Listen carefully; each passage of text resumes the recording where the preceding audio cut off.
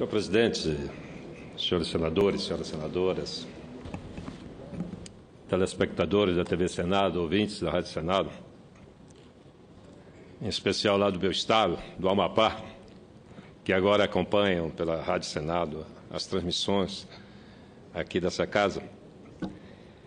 A política, senhor presidente Paim, é a mola mestra do cotidiano das pessoas. E quando ela se deteriora, quem paga a conta é a sociedade. As últimas eleições acabaram por comprovar que estamos à beira de um esgotamento. A nossa política está enferma. Não é possível manter o modelo eleitoral que temos no Brasil. Esse modelo eleitoral, em que o resultado das eleições está nas mãos do poder econômico, tem que ser reformado. A representação na Câmara e no Senado é majoritariamente dos representantes do poder econômico. Isso não é admissível. Para se eleger um deputado federal, o cidadão ou a cidadã precisa gastar uma fábula de dinheiro. E isso que afugenta as pessoas das disputas eleitorais. Se calcula entre 3 a 10 milhões de reais o custo de uma cadeira na Câmara Federal. Os eleitos por corrente de opinião estão rareando tanto no Senado quanto na Câmara. Essa prática eleitoral, ela se estende por todo o país. Do Oiapoque ao Chuí, o comportamento é o mesmo. Eu, nessas eleições, em 2014, eu não concorri, mas acompanhei de perto, tanto no primeiro como no segundo turno, as eleições. Alguns candidatos investiram somas elevadíssimas na expectativa de conquistar uma vaga na Câmara, no Senado ou na Assembleia Estadual lá do meu estado. Eu conheço um caso em que o candidato a governador à reeleição recebeu um desses candidatos que tinha investido 2 milhões e 400 milhões na sua reeleição e teriam faltado 65 votos para que ele se elegesse deputado estadual. E ele procurou o candidato à reeleição para lhe propor indenização pelos 2 milhões e 400 milhões investidos. Isso mostra claramente que a participação nas eleições se transformou em investimentos econômicos, com retorno garantido para uns.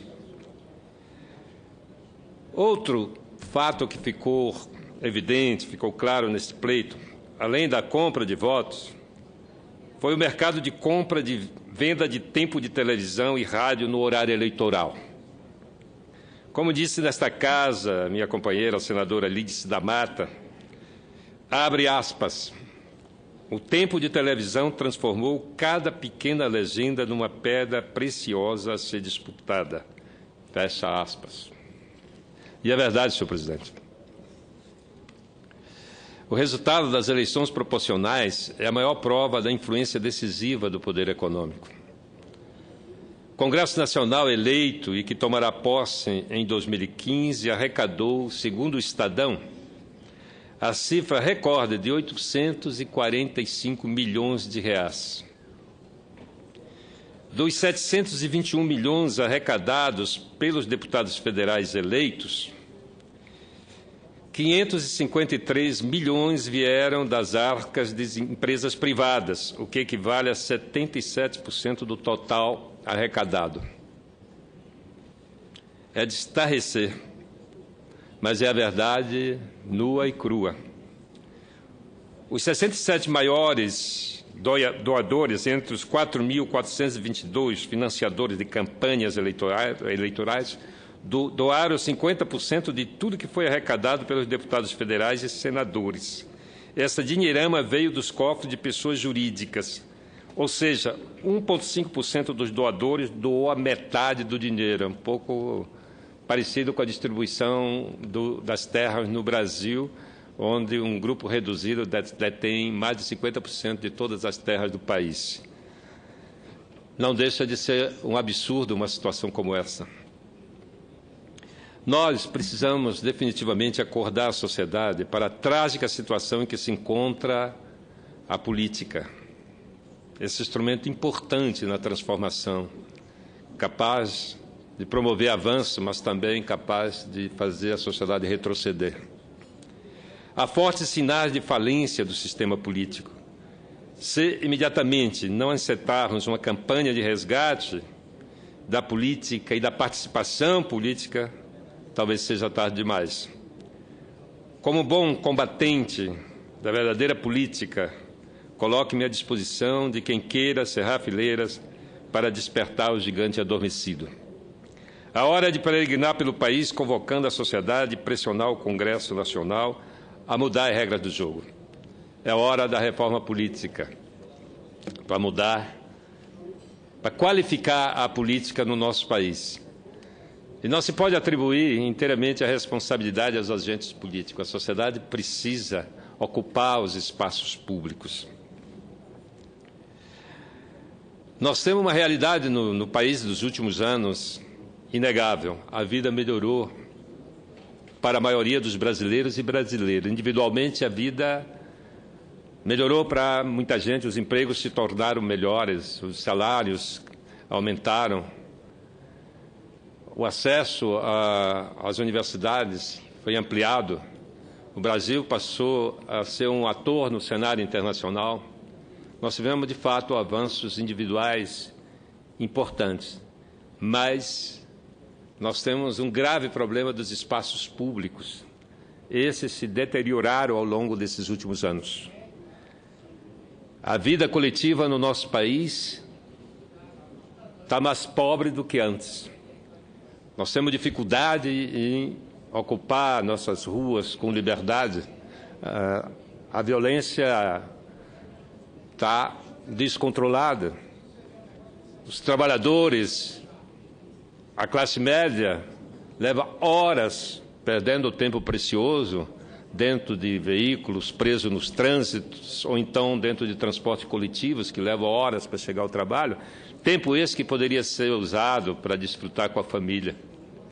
As nossas ruas, locais, os bairros de periferia sem água e a maioria sem esgoto, o que mostra claramente que a vida coletiva não melhorou na mesma relação de que a vida dos indivíduos no nosso país. As nossas ruas, as casas, muitas das vezes, as ruas apresentam casas belíssimas, no entanto, não tem rua, não tem saneamento, não tem condições mínimas de urbanismo, que mostra que nós temos que identificar com clareza que é a política que está nos levando para um país onde os indivíduos melhoram, mas a vida coletiva piora.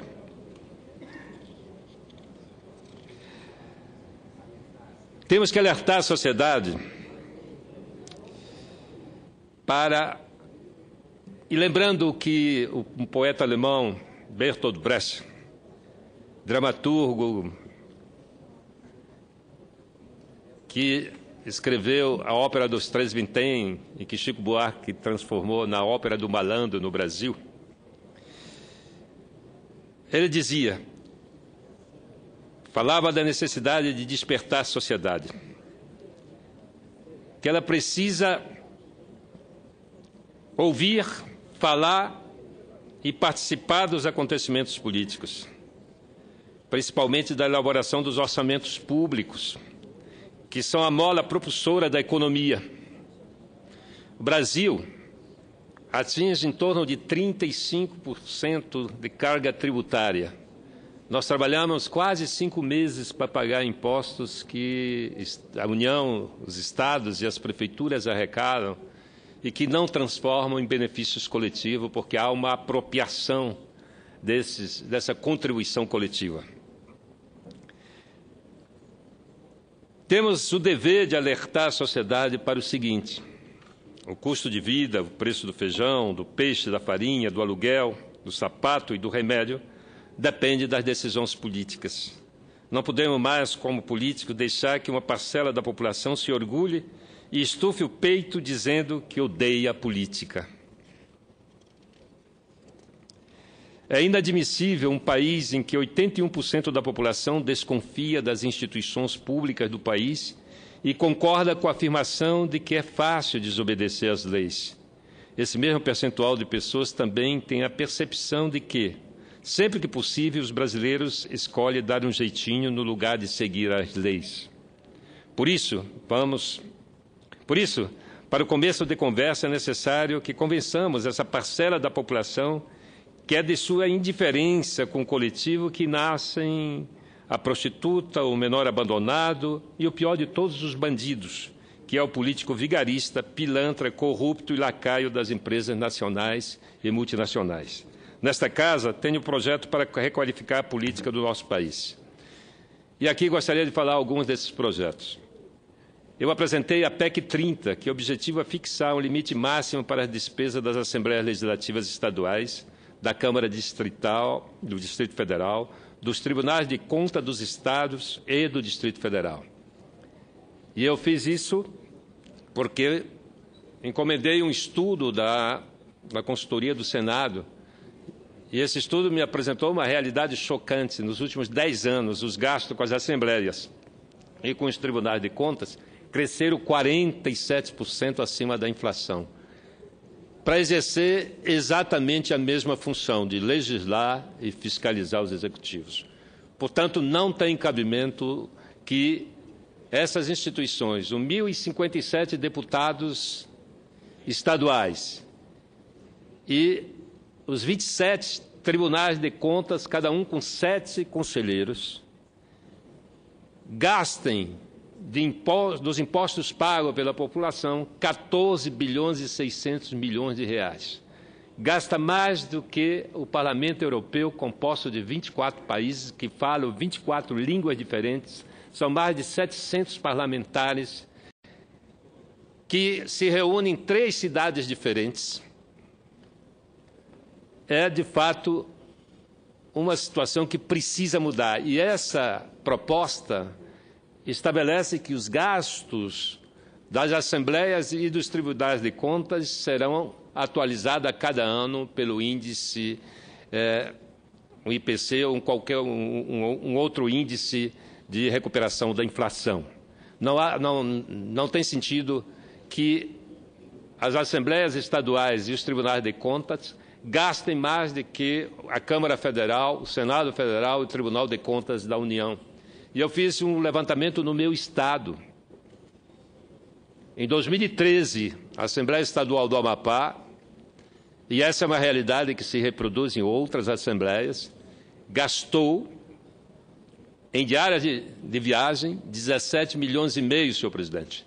17 milhões e meio de reais.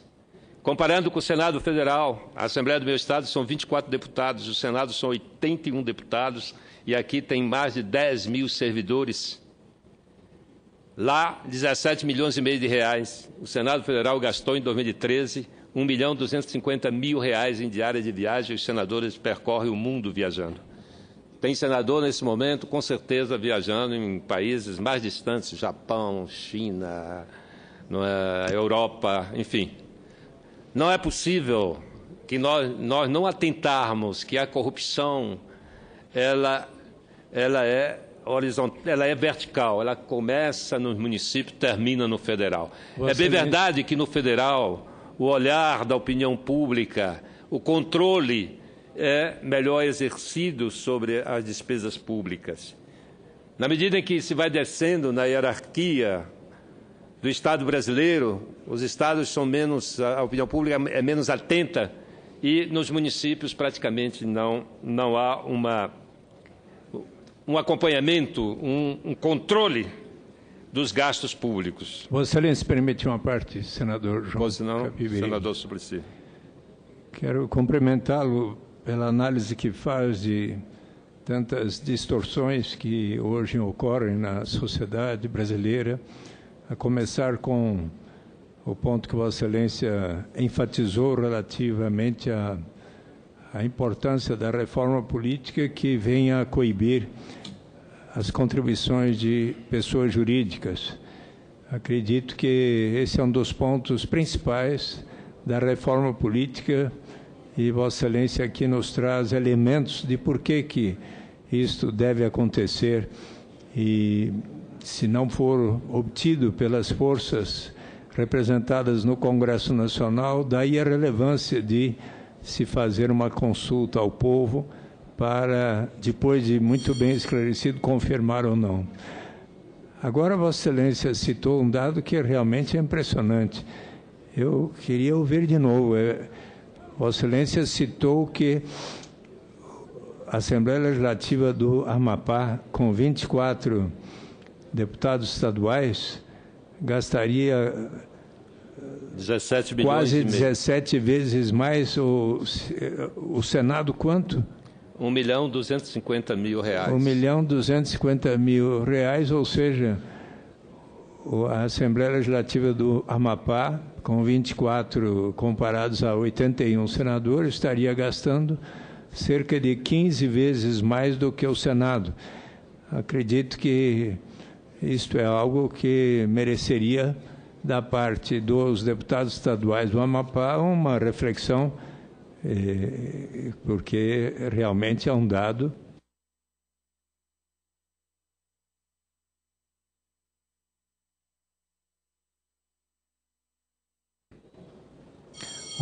que precisa ser analisado pelo povo do Amapá e certamente haverá ali, dentre os 24 deputados estaduais, alguns que venham a ficar tão impressionados com este dado que Vossa Excelência aqui nos revela, para tomar as devidas providências de diminuir aqueles gastos. Meus cumprimentos. Muito obrigado, senador Suplicy. E vou encerrar, senhor presidente, senhores senadores.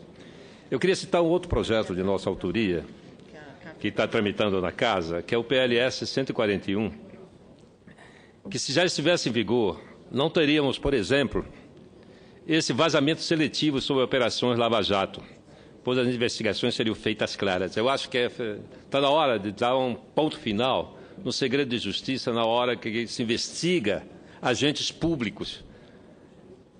Isso tem que ser tornado claro, porque senão os vazamentos se tornam seletivos, não é? Específico para uns, esconde outros. Isso aí não tem como continuar. Nós aprovamos uma lei nessa Casa, depois confirmada pela Câmara e sancionada pelo presidente Lula em 2009, que é a Lei da Transparência, que tem ajudado muito a controlar fraudes nas despesas públicas. Mas ainda assim é insuficiente, porque nós temos um problema em todas as esferas. Como é que 81% da população brasileira não confia nas suas instituições? Então, nós temos que nos voltar para dentro das nossas instituições, a começar aqui por esta Casa, pelo Senado.